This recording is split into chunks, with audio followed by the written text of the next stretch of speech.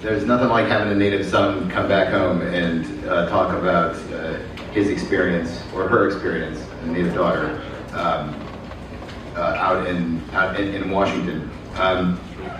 So what we're going to do is, in the program you'll see here, we originally had, because we're running a bit behind schedule, the talk from Elnor Sultanov. We'll play that a little bit later. That's pre-recorded. He's the CEO of COP29. But for now, what we'd like to go into, so Stephen works in the Energy and Climate Directorate, I believe. I worked in the Middle East Directorate, and the highlight of my day, because it's a very unpleasant job working on the NSC in terms of just the workload, the highlight of my day was the Intel briefing in the scene setter. And the scene setter allows you to get a good baseline for a rational discussion that goes forward. It's not an agreement on facts, but you understand what's going on that day. You understand about how things relate to each other, not just as pertains to policy, but actually the facts that you'll be debating inside the federal government. So earlier this year, I was fortunate enough to be in an event sponsored by the Naval Postgraduate School outside of DC, and my friend Brenda Schaefer threw that together with her colleagues. And I had a chance to meet a man who I've only heard about, and unfortunately I invited him a little too late to be in person, but we're hoping to get him up here next year in person. Michael Cohen is the chief economist, chief U.S. economist for BP, the energy producer, or Beyond Petroleum, or whatever exactly, they can explain it better than I can. Michael gave a tremendously good talk about energy and climate as it pertains to production and goals and so on, and when I saw it there, I said, we got to have this up at the Drake Forum this year. We're very happy to have him beaming in from DC. I'm going to turn it over to him because we're running behind on time, and he's all hooked up, Mark, is that right? Okay, Michael, I hope you can hear me, and please take it away.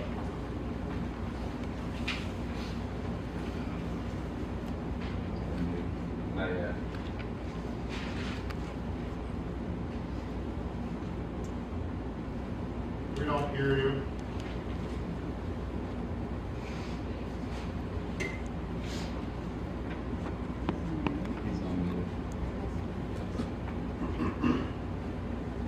Testing. Okay, yep, we're good.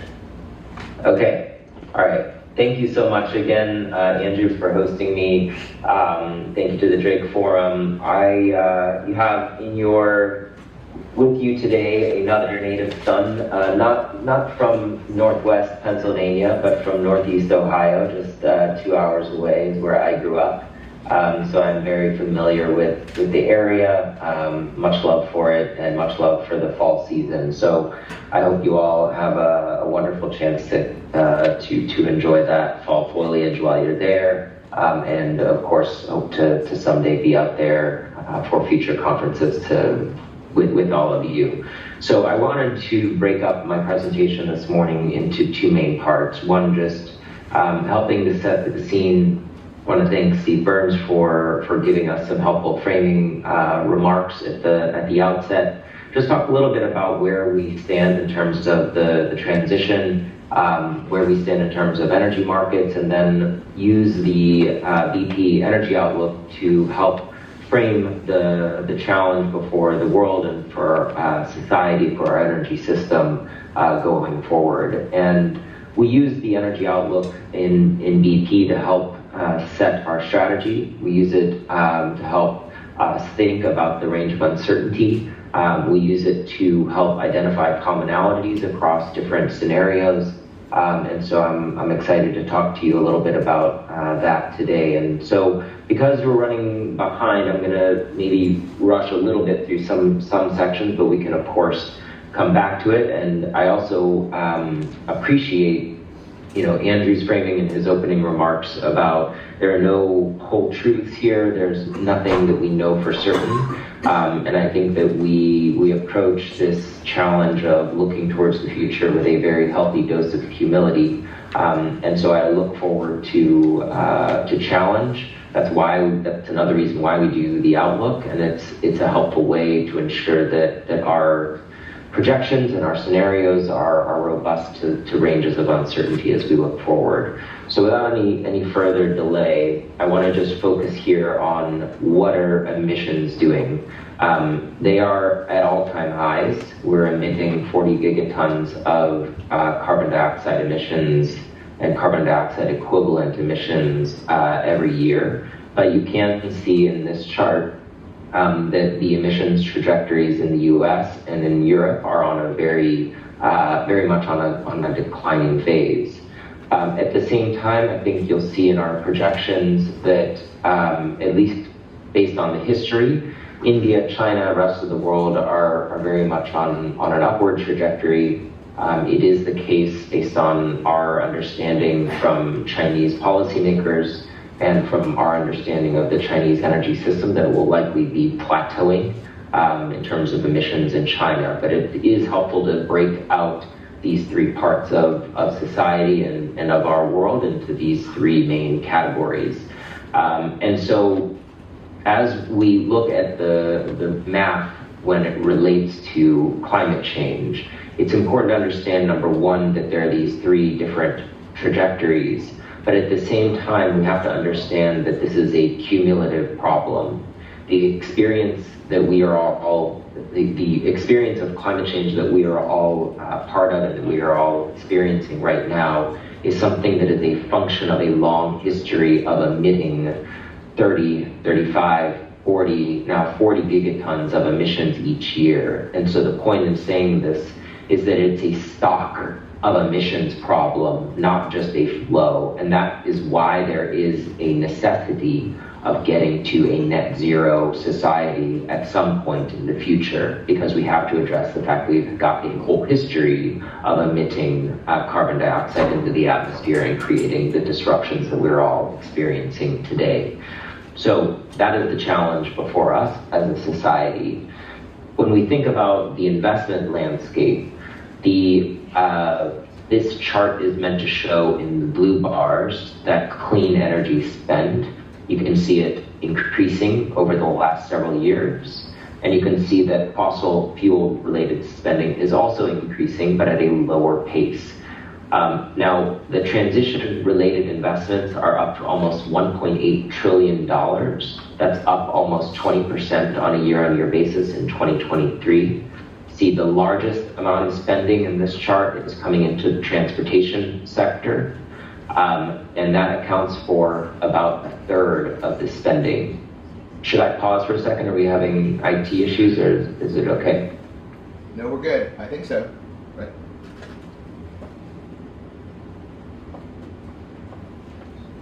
Are we having an issue?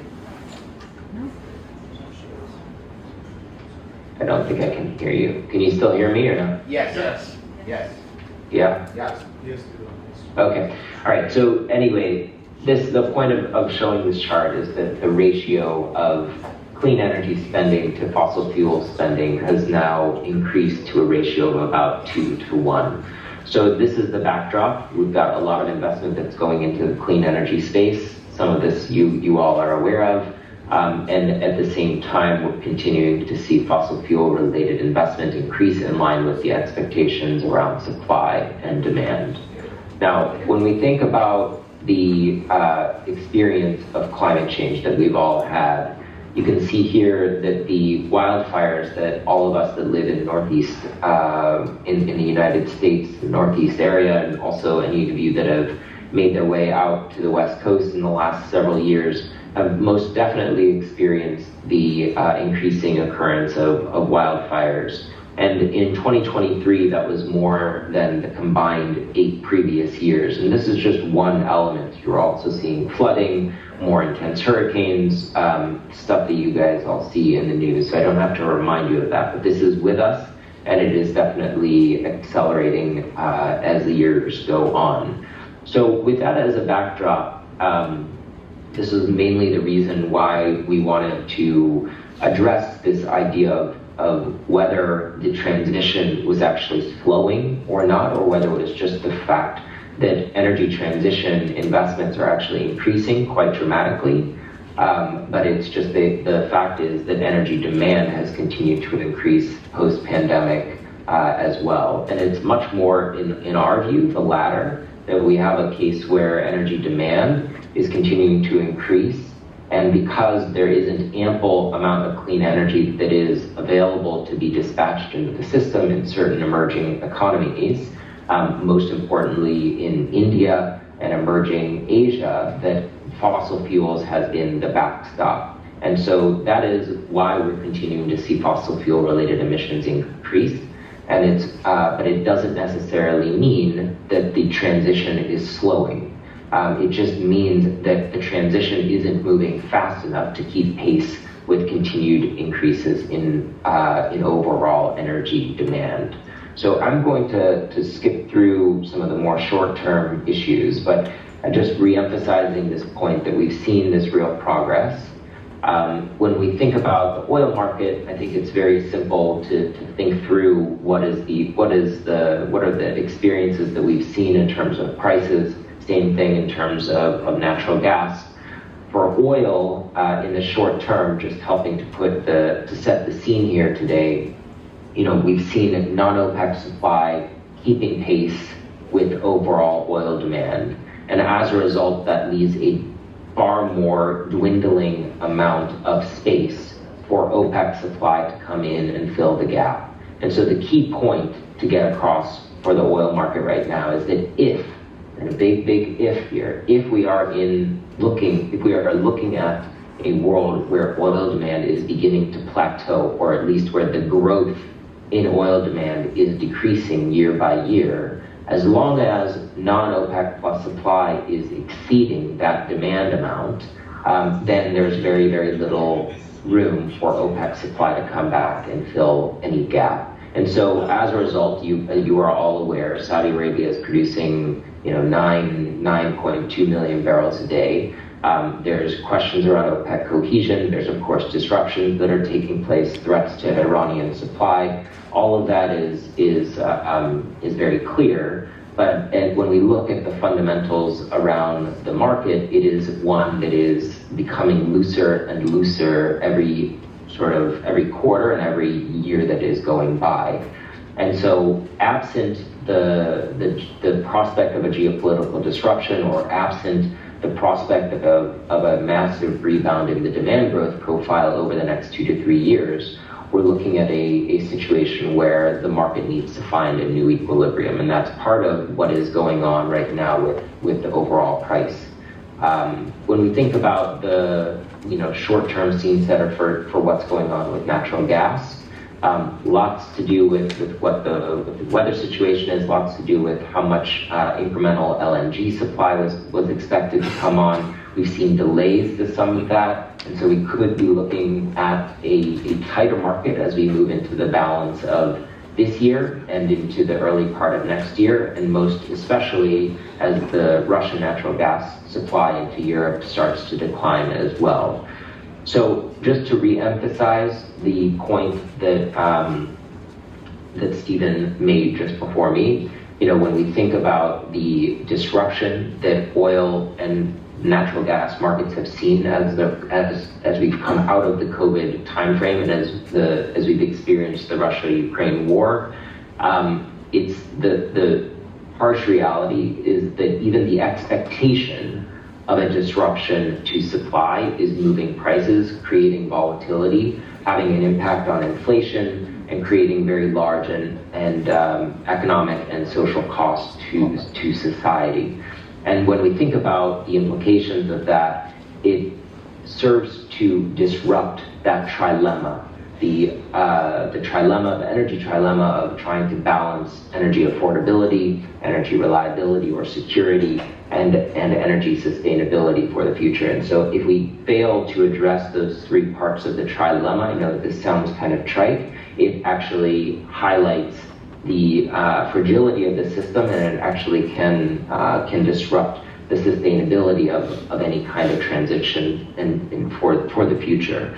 So given that short-term backdrop, I want to sort of take the opportunity to pivot a little bit and look at the long term. Now, when we think about the overall trajectory of emissions, as I mentioned to you, we're at 40 gigatons of emissions each year. when we think about the range of uncertainty for global emissions and the role that oil and natural gas and the fossil fuel industry plays in this range of uncertainty, it's important to understand that these are simply guideposts. They're not, any one of these lines will be wrong. We are not trying to forecast the future. These are scenarios, and they're meant to understand, again, the range of uncertainty. I'm going to sound like a broken record here, but it is the point of these scenarios is try to understand what that range of uncertainty looks like over the long term. So they're not predictions. They just explore the implications of different judgments and assumptions that concern the speed and the nature of the transition. And so a current trajectory scenario shown in green here is meant to capture the recent trend of the past. So the last couple of years, the speed of emissions in different geographies, the speed of emissions declines or increases in different geographies, the speed of policy change. And on the other side, the blue line is meant to be one that is in line with the IPCC median range of net zero scenarios. And so what I'm going to show you in the subsequent slides is meant to try to capture what does the energy system look like in each of these different scenarios. When we look at what this looks like for the United States, it's a similar type of chart. Here's the range of uncertainty for US emissions. So a current trajectory scenario, as shown, is something that is in line with the declines that we've seen over the recent past. This is the US NDC, a little bit out of reach, even in terms of that net zero scenario. So we still see a gigaton or so short of achieving that net zero goal by 2030. And the important thing is that that means that irrespective of the administration in charge, there will always be increasing amount of pressure, both societal pressure, government pressure, to try to achieve that nationally determined contribution. Maybe it won't happen for this coming 4 years.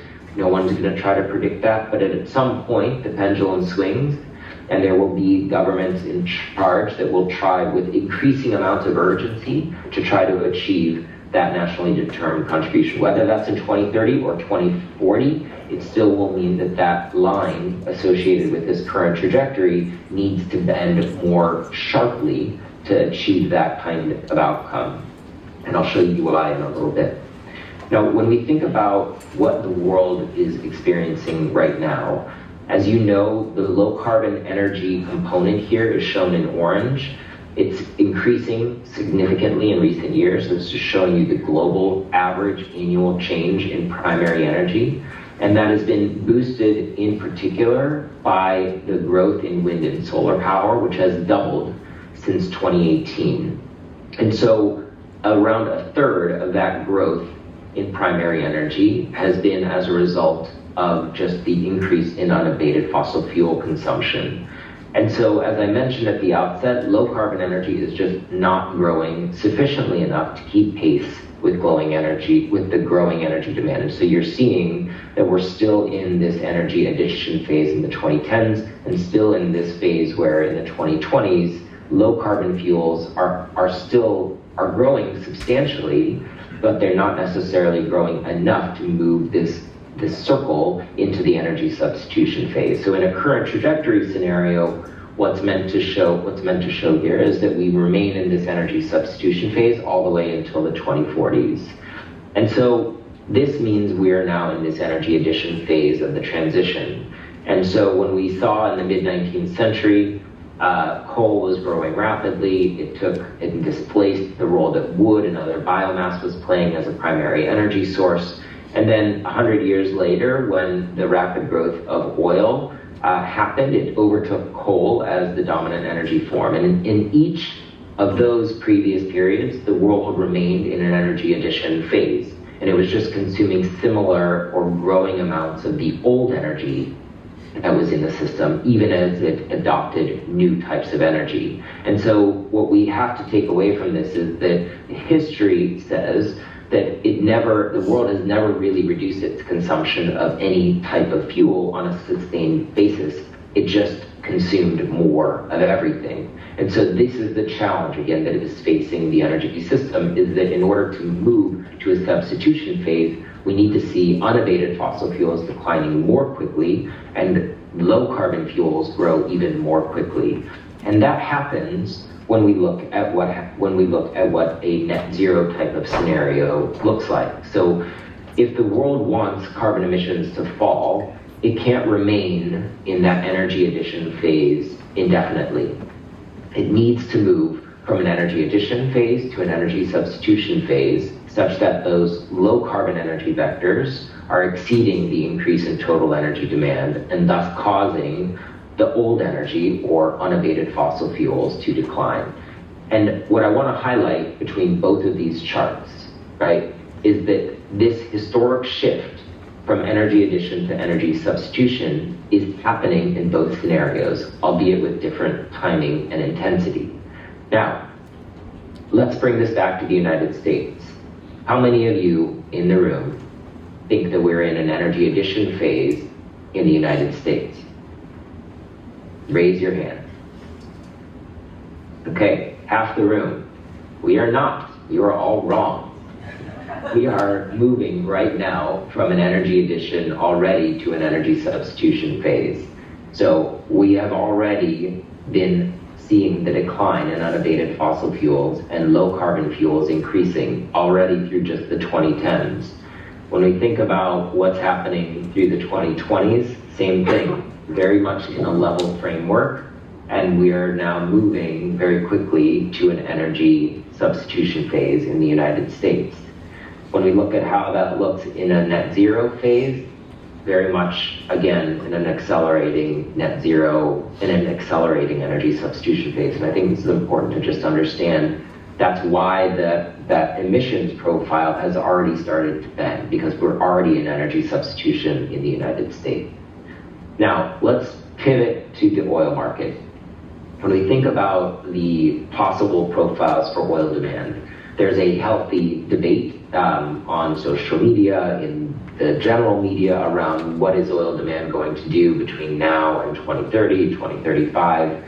Irrespective of what happens between now and 2030 or 2035, oil demand by 2035 and 2040 is in a declining phase across all scenarios compared to where we are today.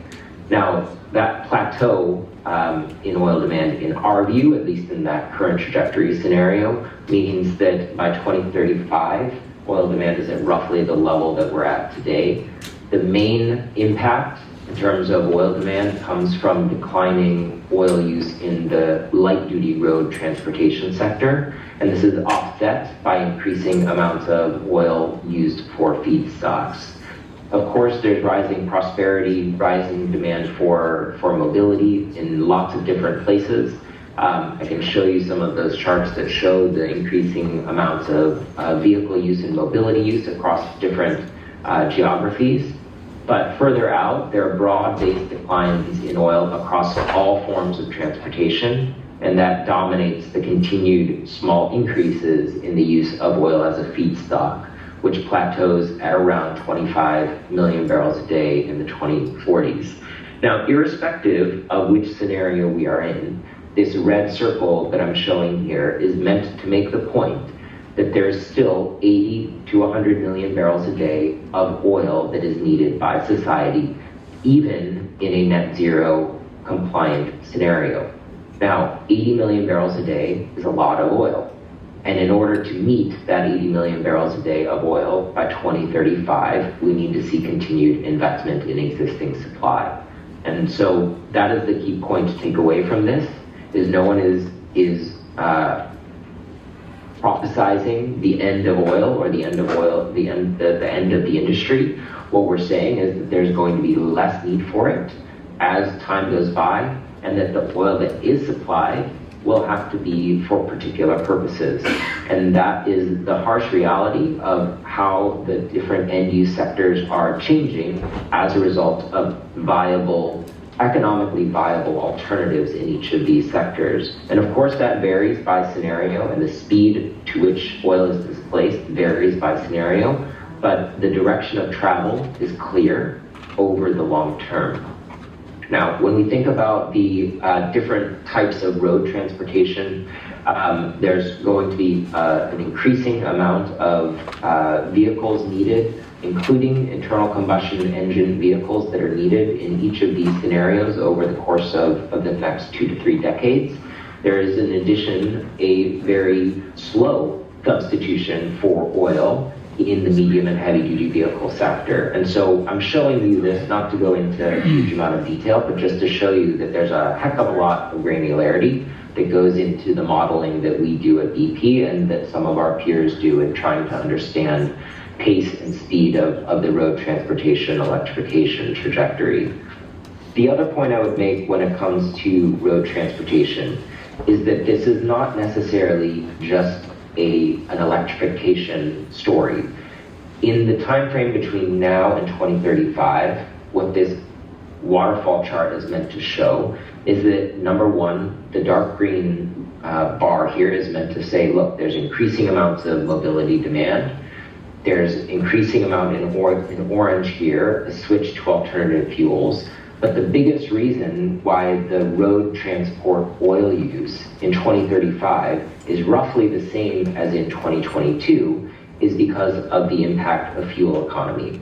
And so on a global basis, while we're showing a pretty conservative increase in the amount of light-duty vehicles in new sales out to 2030 and 35, as shown in the chart on the right, the big story is continued efficiency in the internal combustion energy fleet.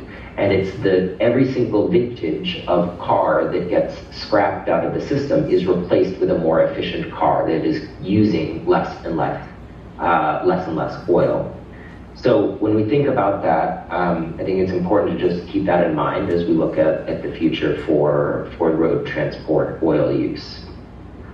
The other point, and I'm headed out to Latin America over the next 2 weeks, and much of the growth in non-OPEC supply is centered in Guyana and Brazil, in addition to the United States and Canada over the short term. But over the long term, in either scenario, whether we're looking at the current trajectory scenario or the net zero scenario, non-OPEC supply is declining in both.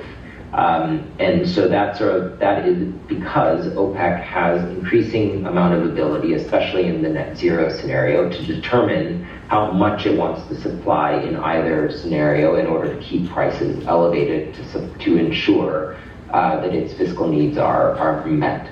So I'm realizing that I'm getting short on time, so I'm going to move a little bit more quickly here. Just to note, a lot of disruption to the refining sector as well. We can come back to that, but it's important to understand that the nexus between a homogeneous liquids demand and the amount of oil that is needed in order to supply, and then the difference in the product mix is going to take a lot of changes to the refining mix in order to make ends meet.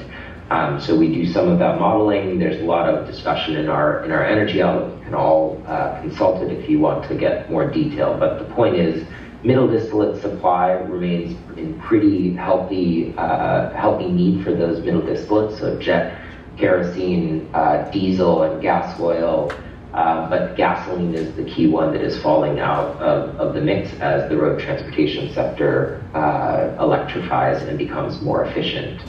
When we think about the profile for natural gas exports, a much wider range of uncertainty, and in fact, in the current trajectory scenario, natural gas demand actually increases across the board. And so here's an example of where there's a real divergence across scenarios, and it really depends on the speed of the energy transition in emerging economies.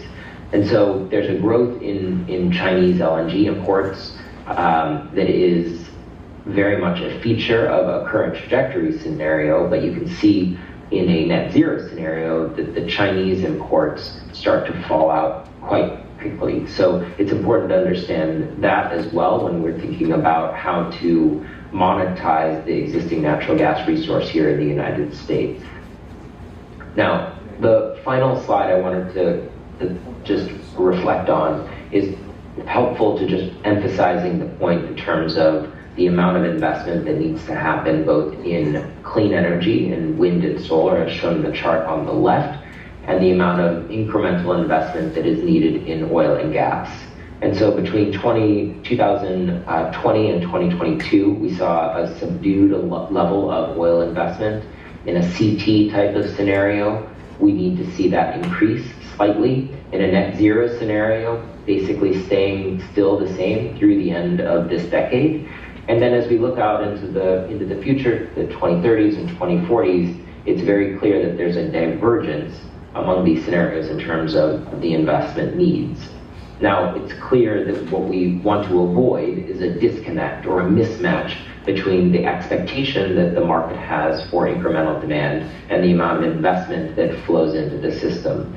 And so we can come back to that. It's important to understand that disconnect can lead to very significant market disruptions. And that's why, at least in the near term, we need to continue to be able to invest in our existing fossil fuel system, or we can have the potential to destabilize the durability of the energy transition. Now, the final set of slides I want to show you relate to the climate map that we are facing. And I think it's really important to understand that if we continue along the current trajectory pathway, it is not a sustainable path. We have a carbon budget, it is finite, and if we want to try to meet even a 2 degrees Celsius type of scenario, then the longer that we wait, the more disruptive an impact that we will face as a society. So what these two charts are meant to show is that on the right, a rough 900 gigaton cumulative budget for carbon dioxide emissions. So that's taking the cumulative amount that is under the chart here and saying, okay, what do I get to in order to keep that 2 degree budget in reach, right? And then here are the annual emissions shown in the two scenarios that I showed you before. Now, when we think about what this looks like in reference to those scenarios, this is what happens in a net zero scenario. You can see that we stay within that carbon budget, right? But what happens in a current trajectory scenario is that in the early 2040s, we blow right through that 2 degree budget. Where are we today? We're 1.4. No one wants to blow through a 2 degree budget, right? And that's what the current trajectory scenario is showing. Now, when we think about how fast could we conceivably get to a net zero type of scenario, if we delay, then we could conceivably move at the same slope as the net zero scenario. And what is that shown here? That's the purple line, and we just are able to get it in under the line by the 2050 timeframe. But it is a very, very sharp path down. And so the point here is that this stylized assumption would imply that the latest date the energy system could continue along a current trajectory pathway before then moving to something that's more rapidly decarbonizing, and then still achieve an orderly transition consistent with remaining in that 2 degree budget would be around the beginning of the next decade. And so this delayed net zero pathway gets to net zero emissions by the mid-2050s, and then cumulative carbon emissions remain just within that 2 degree budget. If, on the other hand, we based it on the fastest pace of modeled decarbonization in the IPCC scenarios, that's somewhat even more rapid than net zero, it would imply a shift away from current trajectory by the mid-2030s to remain within a 2 degree budget. And so the point with all of this, and the point with all of these lines, is to say that these shifts occur in the 2030s. We're in 2024 today. That's 10 years away. And so it's important to understand this is not a 2050 net zero target. This is something that will hit our society, hit governments, hit municipalities in various ways, shapes, or forms in the next decade. And I think it's important to highlight this climate map to make that point. So just to conclude overall, surprisingly strong growth in low carbon energy, but rising energy demand has meant that we have not been able to meet that rising energy demand with low carbon fuels as we would like. Number two, US is in an energy substitution phase already, and it remains so under all scenarios. Third point just to make, in terms of plateau in oil demand, it's a very clear trajectory post the 2030 timeframe in terms of a plateau and then decline, a much broader range of uncertainty for natural gas. And in either scenario, we need to see continued investment in the existing fossil fuel system to limit the possibility of price shocks and that would challenge the durability of the transition. Final point, from the point of showing a delayed and disorderly scenario, is that there's going to be increasing societal pressure in the 2030s, not a sort of kick the can down the road by 2050, we don't need to worry about it, and that the longer the delay that we make in taking decisive action to reduce emissions, the more risk there will be of a costly and disruptive adjustment pathway later. And so with that, hopefully that will set a good stage for discussions from here, and happy to take any questions. Okay, Michael, thank you so much for that. We're, as you know, running behind schedule, so we're probably not going to be able to go to questions, but I really appreciate it. If I ever go back into government, I'd love to have you come in and work in the White House and give me a scene setter like that every morning so I knew what I was doing. Really. It would be my honor. Yeah, but anyway, in any case, ladies and gentlemen, well, first of all, Michael, we invite you up personally next year. You'll be getting an invite from me to the next conference tomorrow, so you can put it on your schedule, and hopefully it fits. Great. But ladies and gentlemen, let's give him a round of applause for a great presentation. All right, have a good day, and thanks for fitting us in.